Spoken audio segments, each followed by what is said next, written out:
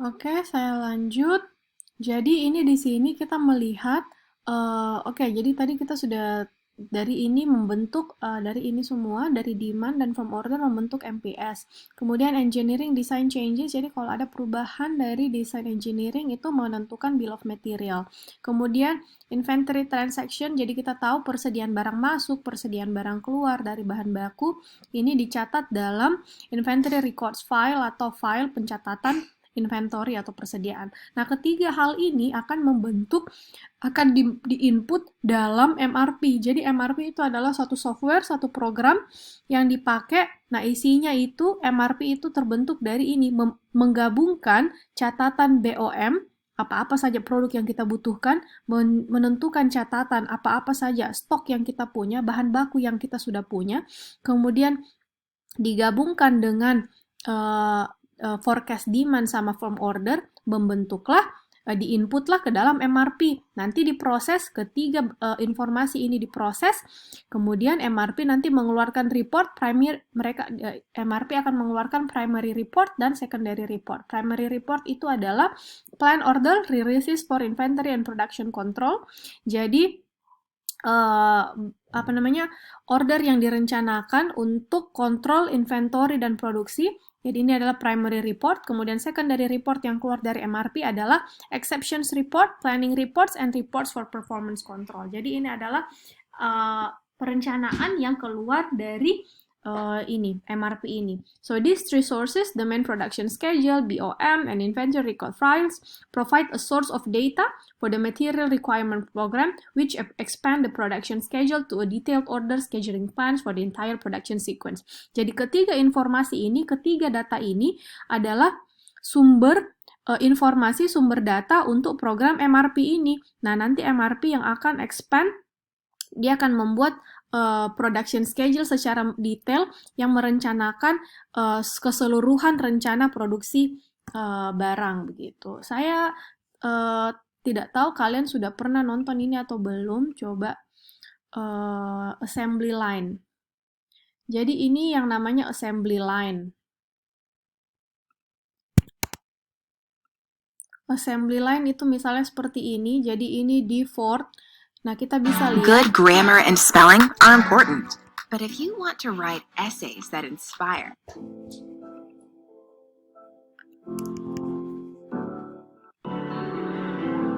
Nah, jadi kita lihat ketika ini contoh ya, assembly line sebuah apa namanya? Sebuah pabrik mobil Ford, kita lihat dia punya sangat banyak lini atau line perakitan. Assembly line, line artinya lini, assembly artinya merakit. Jangan, mama lagi belajar, mama lagi ngajar, tunggu ya. Nah, jadi kita lihat ini di sini dia punya apa namanya, mobil, ada rangka mobil dikasih masuk kursi. Di sini kita lihat mobilnya sudah sudah siap untuk dibawa tapi belum ada pintunya.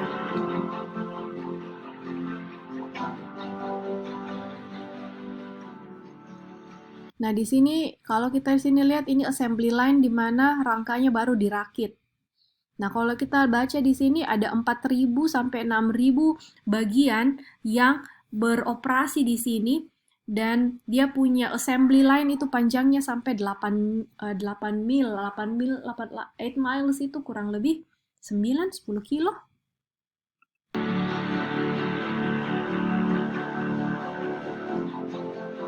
Jadi ini kita lihat ini lini, jadi datang mobilnya dirakit, nah ini dipasangkan pintu. Tadi ada yang dipasangkan kursi, kemudian ini ada lini di mana dia dirakit. Ini ya belum ada, ini bodinya belum berdiri bagus. Nah ini kita lihat mesinnya baru lagi diangkat mau dikasih masuk. Nah ini setelah dirakit, sudah dicat tadi, sudah dipasang mobilnya. Sekarang lanjut dia mungkin mau pasang, mungkin berikutnya dia mau pasang roda.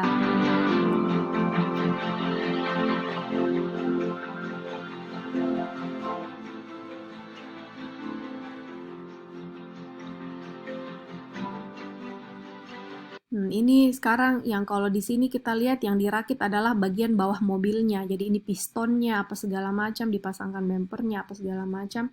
Dia dirakit di assembly line yang berbeda lagi. Di sini tadi assembly yang lain yang sebelum sini belum ada kayaknya rodanya, dipasangkan di sini pokoknya roda, mesin dan seterusnya. Nah, ini mesinnya. Nah, kemudian dirakit semua, digabung bodi sama bagian bawah.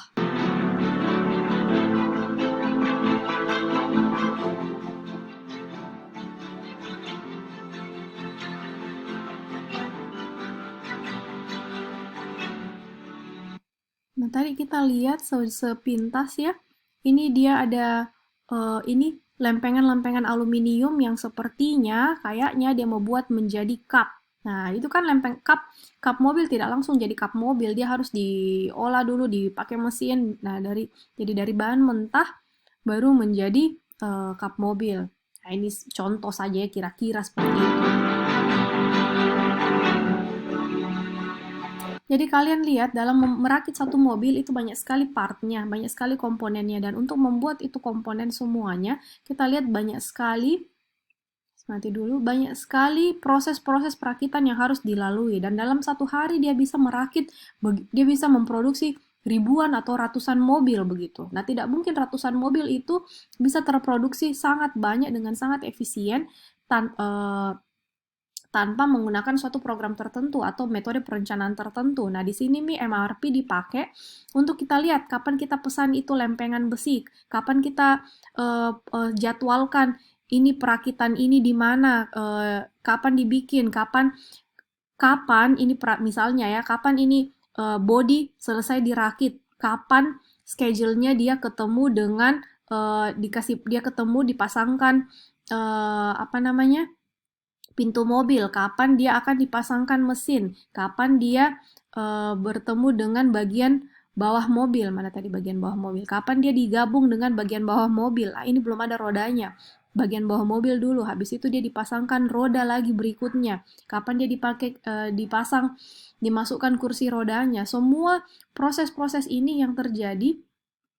Jadi ini ada contoh bagaimana MRP itu mendetailkan bagaimana perencanaan kapan semua produksi barang itu akan dikerja. Bayangkan ada dalam satu mobil ada ribuan komponennya, ada ratusan lah minimal komponennya, dan tidak mungkin itu komponen uh, kayak tukang jahit begitu tuh, kapan saya mau bikin, kapan ini, ya harus semuanya teratur begitu, karena kan untuk mencapai efisiensi dan mendapatkan keuntungan yang maksimal, ya kita harus bekerja secara efisien, makanya dipakailah di sini sistem MRP.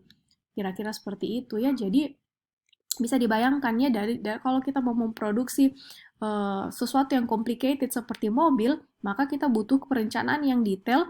Perencanaan yang detail itu terdiri dari, ya kita harus tahu demand-nya berapa untuk kita tahu ini demand dan order, untuk kita tahu kira-kira kita mau berapa banyak ini persisnya produk yang harus kita produksi di pabrik. Kemudian kita harus tahu komponen-komponennya apa-apa saja. Tadi itu lempengan besinya, kemudian kursinya, ya artinya pasti butuh kain, butuh kapas, rodanya, artinya kita butuh apa namanya, rubber, karet, apa sih buat bikin roda ya. Pokoknya semua materi bahan bakunya. Kemudian mesinnya juga. Nah, kalaupun kita ambil dari supplier mesin yang sudah jadi, tempat duduk yang sudah jadi, ya kita harus tahu kapan dia datang. Kemudian kita harus tahu bahan-bahan apa saja yang kita butuhkan, dan kemudian kapan itu bahan-bahan masuk ke gudang, kapan itu kapan kursi datang, kapan mesin datang, kapan aluminium datang, kapan itu semua bahan baku datang, dan itu semua informasi ini digabung, diinput ke dalam MRP supaya menjadi schedule buat kita tahu kapan ini barang mau diproduksi, kapan dia ready, kapan dia bisa dijual. Gitu. Kenapa kita sangat penting untuk tahu kapan ini dikerja, ya supaya kita tahu hari ini kita mau kerja apa, besok kita mau kerja apa. Jadi tidak ada waktu yang terbuang. Kan ini demi melakukan manajemen yang modern, ya supaya kita bisa bekerja seefisien mungkin, dan kalau kita kerja efisien kita bisa mendapatkan keuntungan yang lebih besar. Dan ini terjadi di berbagai lini produk begitu. Misalnya ini Skittles ya. Wah, sudah mau sahur. Jadi, ini puasa. Nah, Ini kita lihat bagaimana Skittles ini dibuat. Tunggu.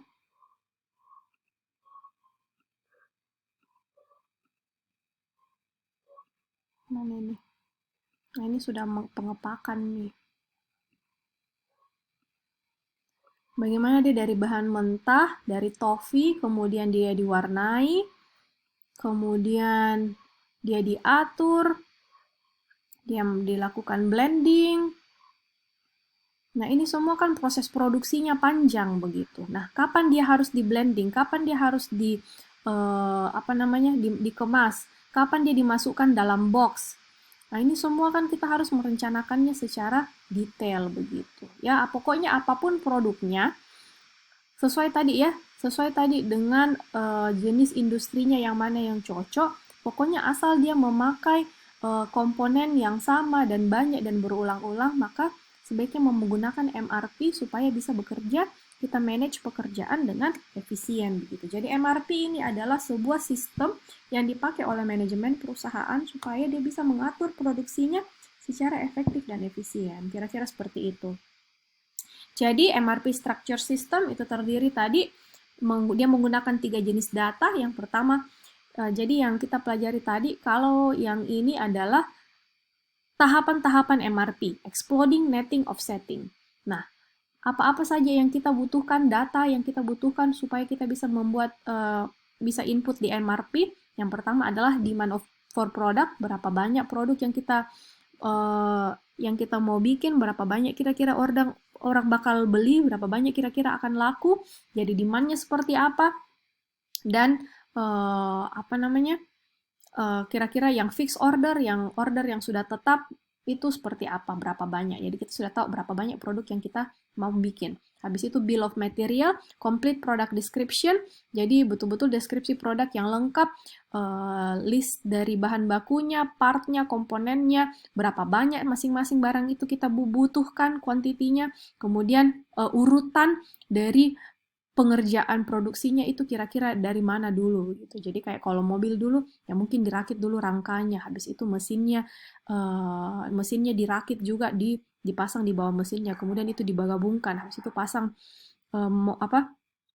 roda, kursi dan seterusnya. Jadi direncanakan seperti itu. Kemudian inventory record, because include so many components, a company inventory record can be very long. Jadi catatan persediaan dari semua barang-barang tersebut dibuat begitu. Jadi kan dari setiap semua list of ini kan baru list of ingredients saja, berapa banyak, kapan di order. Nah, kalau sudah di order dari supplier bahan baku antar ke stok, ditaruh di gudang persediaan. Nah, gudang persediaan kemudian harus tahu berapa banyak ini. Jadi ini contoh inventory record, examples of the range of information recorded in an MRP system. Jadi dalam sistem MRP, inventory record tuh bisa sangat panjang. Jadi nomor partnya, deskripsinya, lead time-nya, cost-nya, safety stock-nya, order quantity setup, dan seterusnya.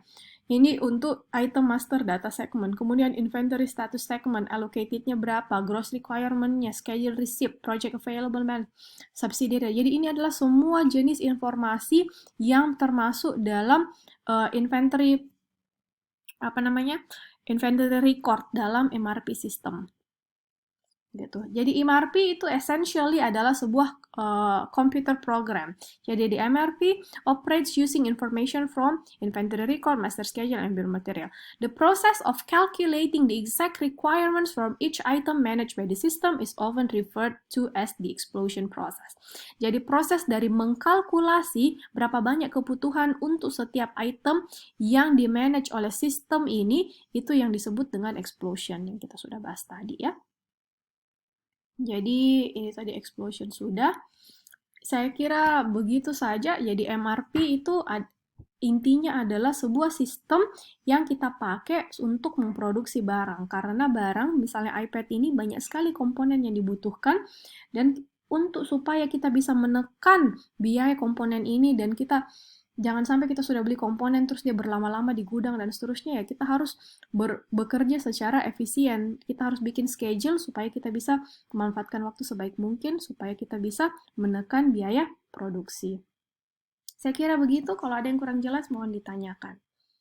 Terima kasih, sampai ketemu lagi minggu depan.